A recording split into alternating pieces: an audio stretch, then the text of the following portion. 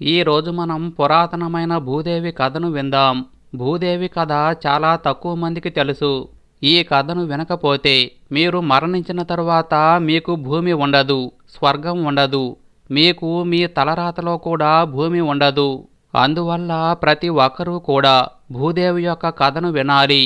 భూదేవి కథను ఎవరైతే శ్రద్ధగా వింటారో వారు భూములు కొంటూనే ఉంటారు. భూదేవి కథ శ్రీమద్ భాగవతం మరియు వరాహ పురాణంలో వివరంగా ఉంది. అదృష్టం ఉన్నవారు మాత్రమే ఈ కథను వింటారు. మరి భూదేవి కథను ఇప్పుడు విందాం. పూర్వం వేణుని రాజ్యపాలన భయాందోళనలుగా ఉండేది. వేణుడు దుష్టుడుగా పేరుగాంచాడు. రాజు అవటం వల్ల మరింత క్రూరంగా ప్రవర్తించేవాడు. అధికారం, దానికి తోడు అపరిమితమైన సంపద, ఈ రెండూ కలిపి అతనికి అహంభావం కలిగి పెద్దలను గౌరవించక రాజ్యాన్ని అత్యంత క్రూరంగా పాలించేవాడు. ఇక మంత్రులు ఋషుల దగ్గరకు వెళ్లి చెప్పగా ఋషులు సహాయం చేయటానికి అంగీకరించారు.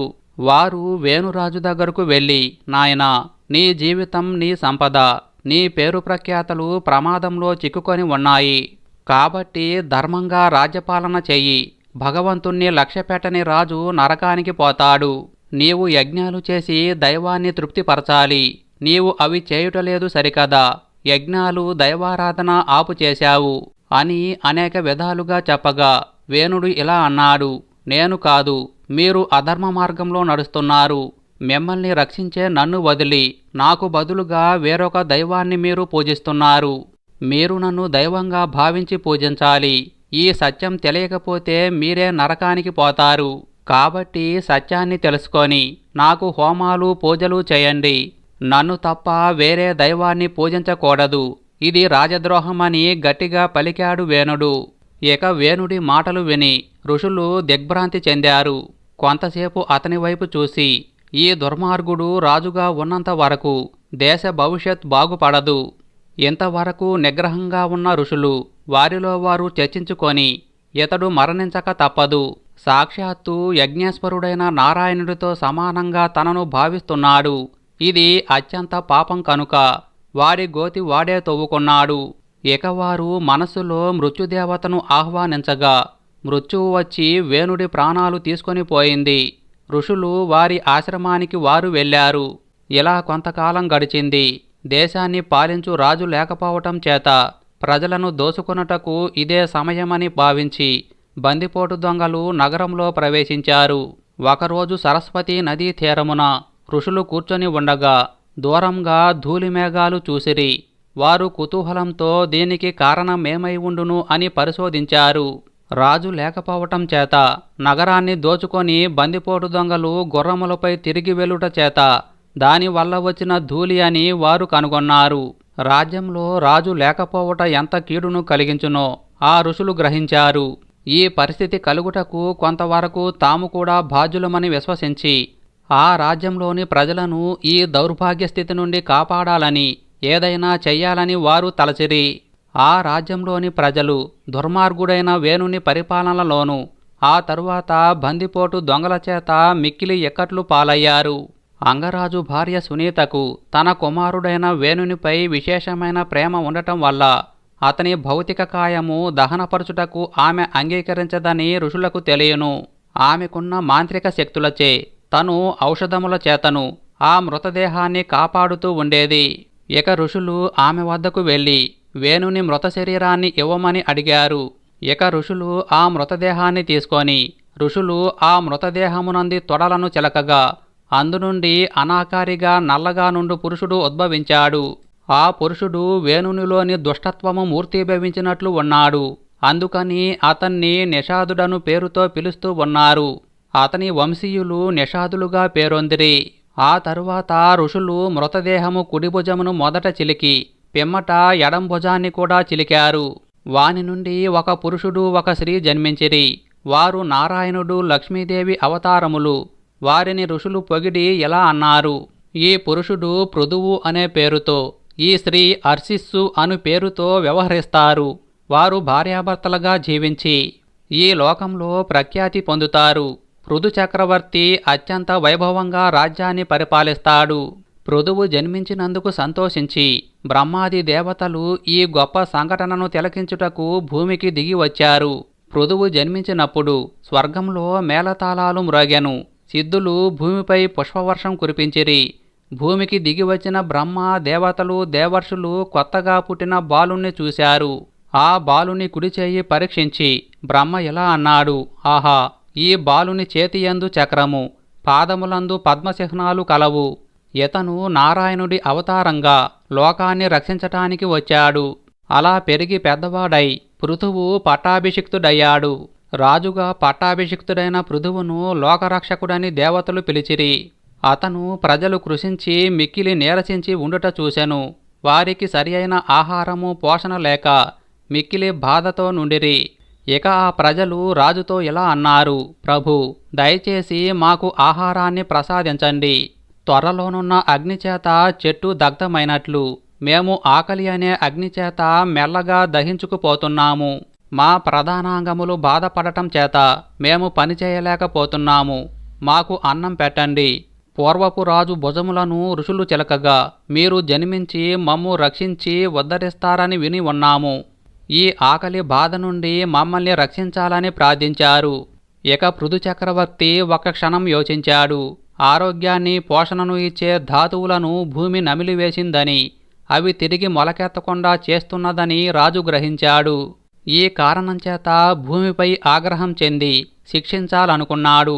తన విల్లు అందుకొని ఒక అమ్మును భూమికి గుచ్చుకొనున్నట్లుగా వదిలెను.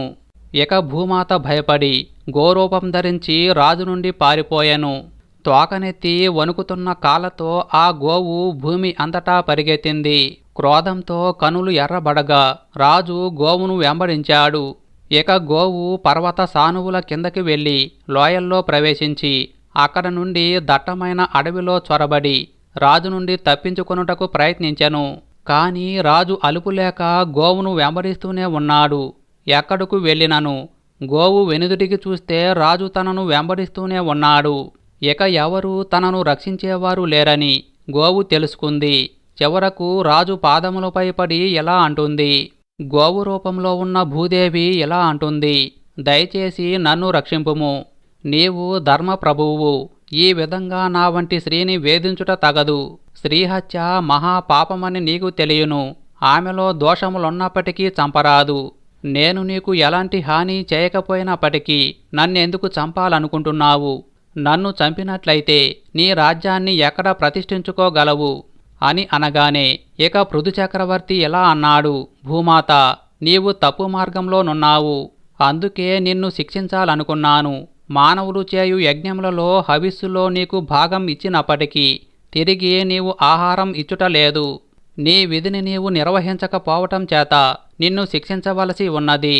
గోవు రూపంలో గడ్డిని మేయుచున్నప్పటికీ పాలను పిదుకుటలేదు. నీవు స్వార్థంతో ప్రవర్తిస్తున్నావు. నా పరిపాలనను నువ్వు ధైర్యంగా విస్మరిస్తున్నావు. చాలా కాలం కిందట బ్రహ్మ నీకిచ్చిన ఆరోగ్యదాయకమైన మూలికను నీలో ఇముర్చుకున్నావు. నా ప్రజలు ఆకలితో బాధపడుతున్నారు. వారి ఆకలిని తీర్చి సముదాయించాలి. ఇతరుల శ్రేయస్సు గురించి ఆలోచించని వారిని, మగవారినైనా ఆడవారినైనా సరే రాజు చంపవలసిందే. అలా చంపినను పాపం అంటదు. నీకే కాదు, నాకు కూడా ధర్మశాస్త్ర గ్రంథం గురించి తెలుసు. అందలి రహస్యములను నీవు నాకు బోధించనక్కరలేదు. నిన్ను చంపుటకు నాకెట్టి సంకోచం లేదు. నిన్ను చంపి నీ మాంసమును ప్రజలకు ఆహారంగా ఇచ్చేదను. యోగము చేత తిరిగి నేను రాజ్యాన్ని ప్రతిష్ఠించగలను.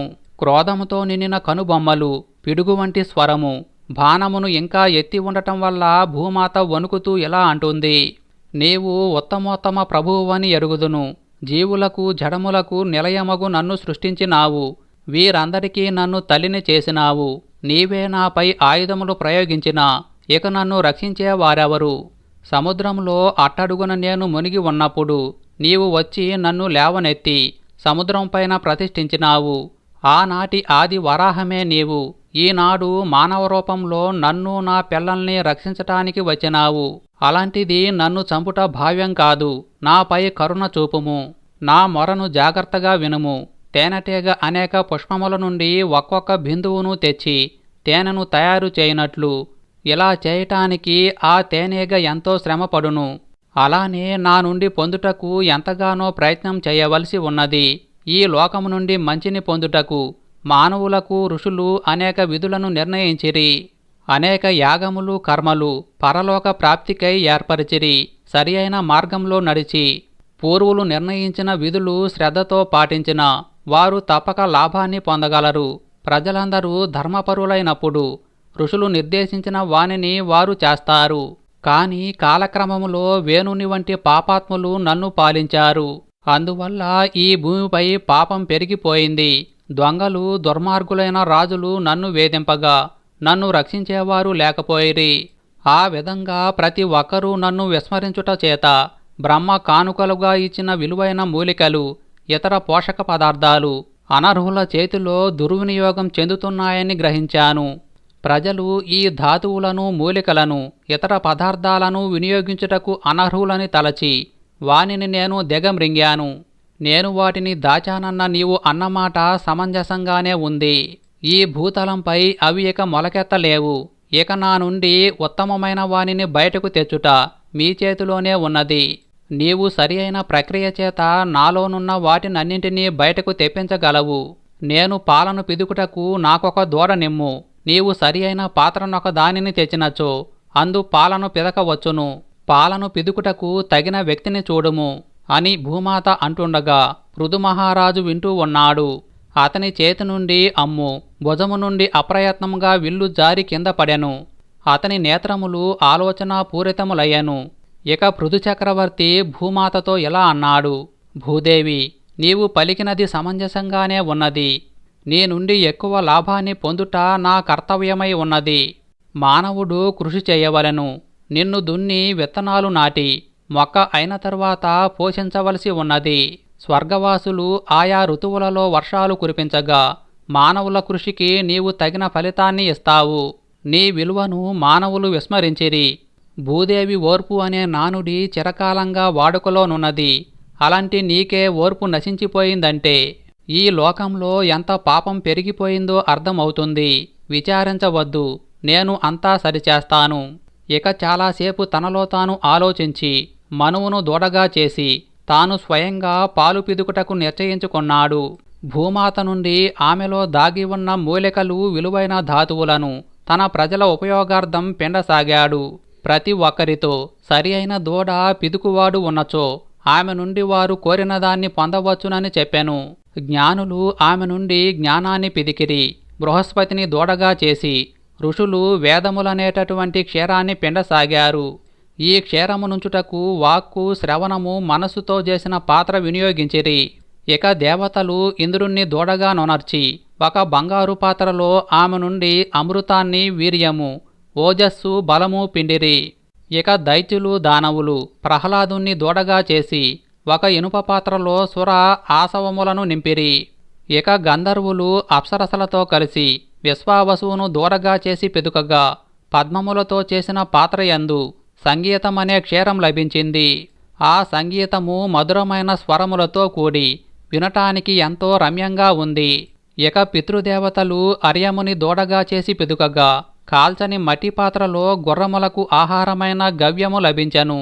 కపిలుణ్ణి దూడగా చేసి సిద్ధులు భూమి నుండి అనిమాది సిద్ధులు గ్రహించిరి. విద్యాధరాదులు యథేచ్ఛగా ఆకాశంలో విహరించు శక్తిని సంపాదించిరి. కింపురుషులు మయుని దూడగా చేసి మాయ అనే క్షీరమును పిదికిరి.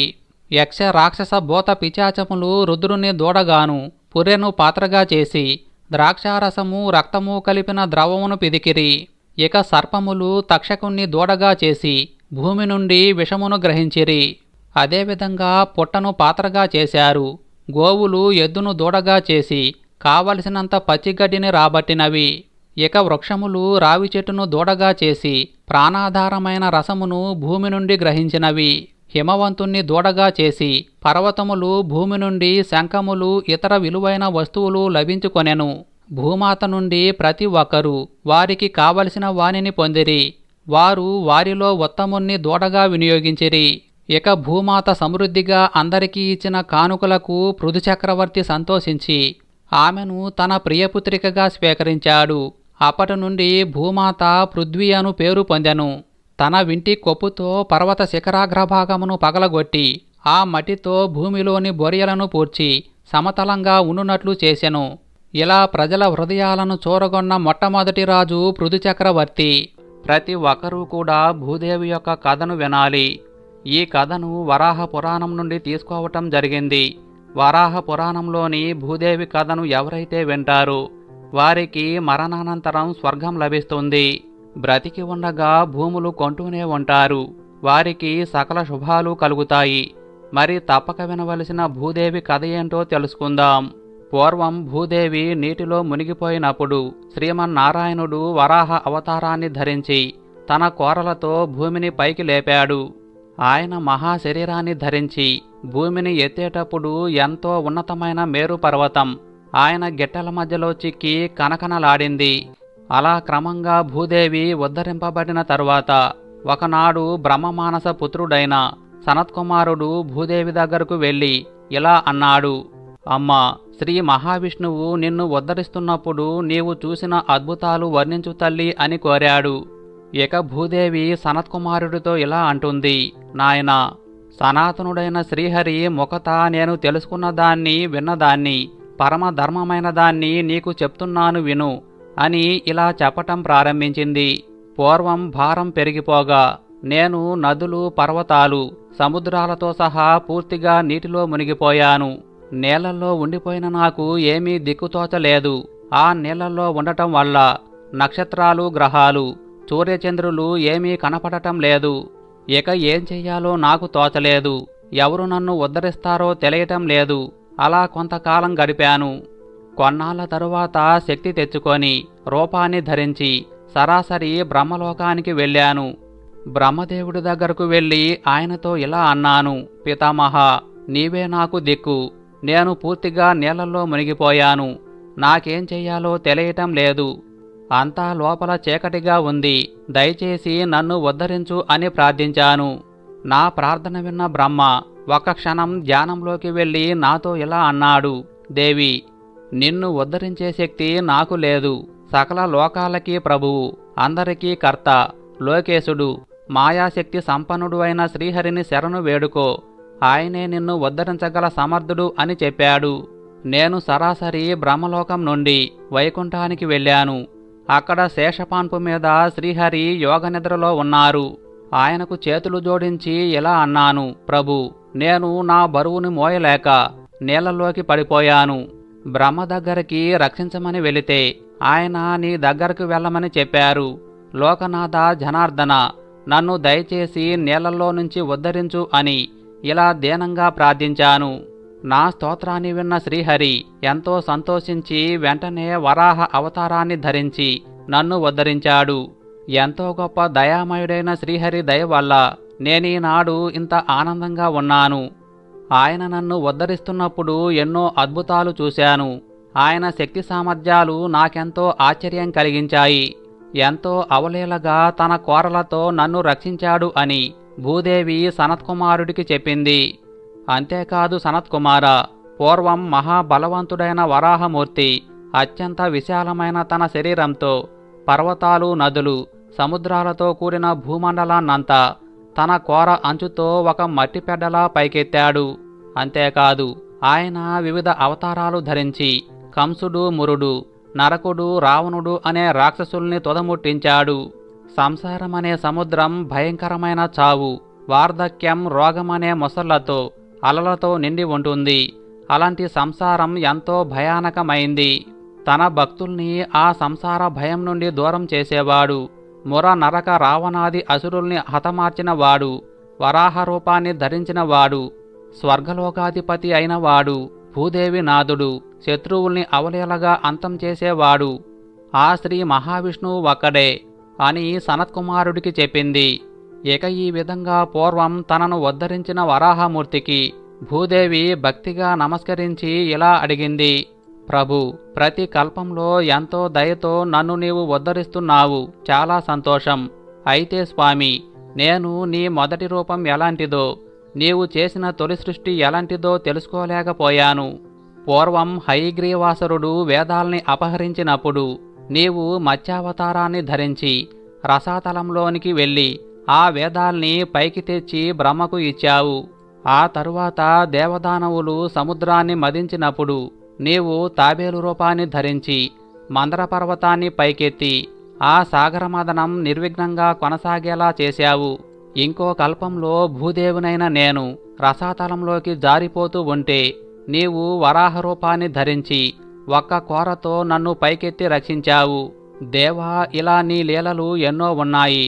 అయితే వాటి అంతరార్థాన్ని నేను కొంచెం కూడా తెలుసుకోలేకపోతున్నాను.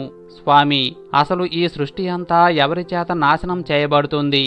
ఎవరి ద్వారా రక్షింపబడుతుంది? నన్ను ఉద్ధరించిన తరువాత తిరిగి ఈ విశ్వాన్ని నీవు ఎలా సృష్టిస్తావు? ఎలా దాన్ని పాలిస్తావు? ఏ కారణంతో ఈ సృష్టిని నీవు రక్షిస్తున్నావు స్వామి? అసలు నిన్ను చేరుకునే మార్గమేది? అసలు ఈ సృష్టికి మొదలు ఏది? ఇది ఎలా ఎప్పుడు అంతమవుతుంది? మహాప్రభు, దయచేసి నా సందేహాలన్నీ తీర్చి నన్ను ధన్యురాల్ని చేయండి ప్రభు అని అంటుంది. భూదేవి ప్రార్థన విన్న వరాహమూర్తి ఒక్కసారి నోరు తెరిచి గట్టిగా నవ్వటం ప్రారంభించాడు. అలా నవ్వుతున్న ఆయన కడుపులో భూదేవికి ఏకాదశ రుద్రులు, అష్టవసువులు, సిద్ధులు, మహర్షులు దర్శనమిచ్చారు.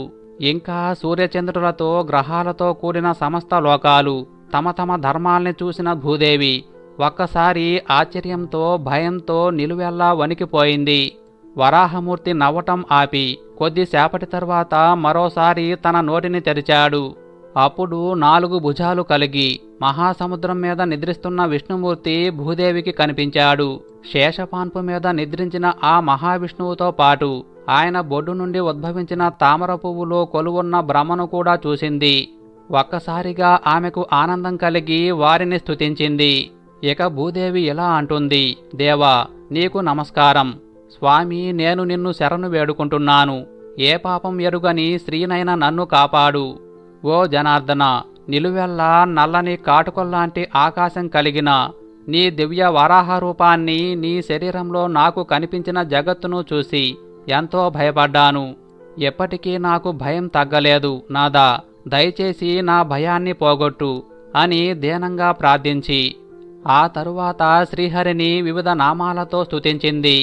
భూదేవి చేసిన స్తుతిని విన్న వరాహమూర్తి ఎంతో సంతోషించి ఆమెతో ఇలా అన్నాడు: దేవి, నీ ప్రశ్నలు చాలా యుక్తమైనవి.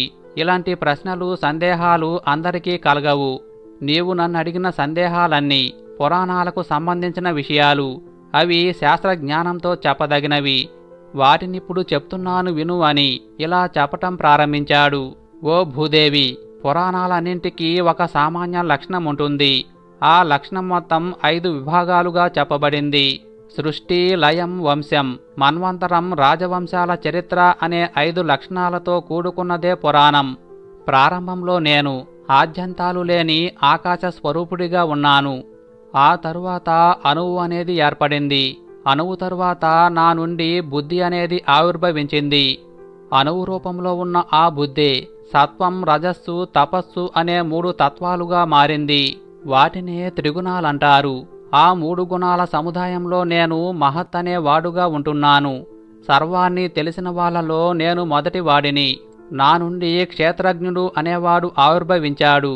తిరిగి ఆ క్షేత్రజ్ఞుడి నుండి బుద్ధి రూపొందింది. దేవి, బుద్ధి నుండి 5 జ్ఞానేంద్రియాలు, 5 కర్మేంద్రియాలు ఆవిర్భవించాయి.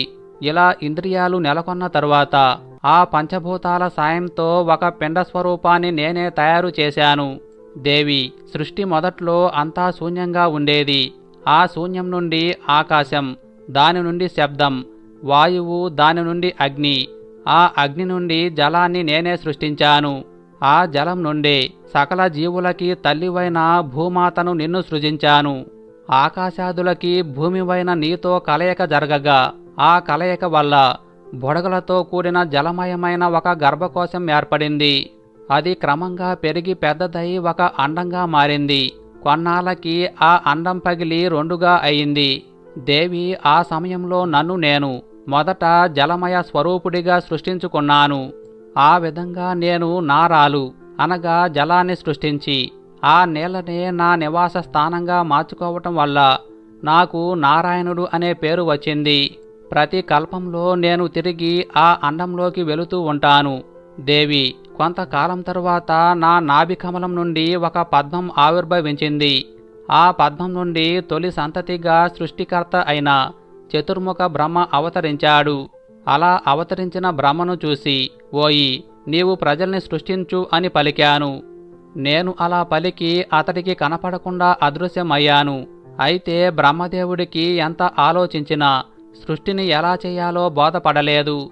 కొంతసేపటికి బ్రహ్మకి తన జన్మానికి కారకుడైన వారెవరు అన్న సందేహం కలిగింది. అది కూడా ఎంతసేపటికి తెలియకపోవటంతో ఆయనకి ఒక్కసారిగా తన మీద తనకే కోపం వచ్చింది. వెంటనే ఆయన కోపం నుండి ఒక పిల్లవాడు జన్మించి ఆయన తొడ మీదకు వచ్చి కూర్చున్నాడు. ఉన్నట్టుండి పెద్దగా ఏడవటం మొదలుపెట్టాడు.